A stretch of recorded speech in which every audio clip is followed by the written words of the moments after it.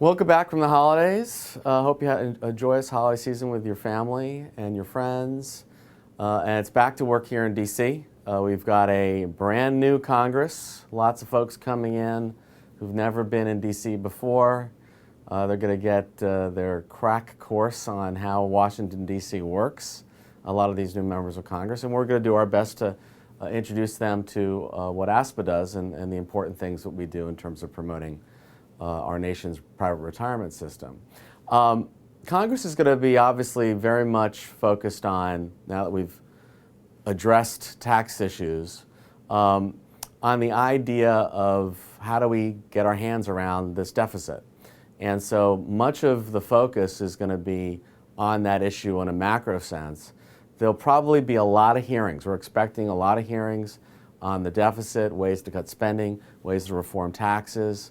Retirement savings incentives are going to be front and center. Beginning in 2013, we're going to be the largest tax expenditure.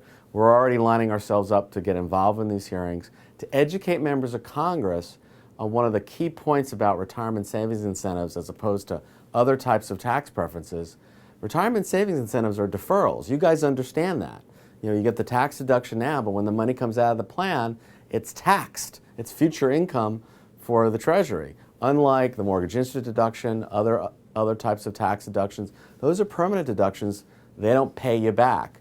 We've got to make that distinction because we don't want them to be making distorted policy decisions based on a false impression about what the cost is of the retirement savings incentives that are so important for our industry. The reality is the true cost, because of the fact that it's taxed later on outside the budget window, is significantly less, even probably almost less than half of the tax costs that's reported by the Treasury and the Joint Tax Committee.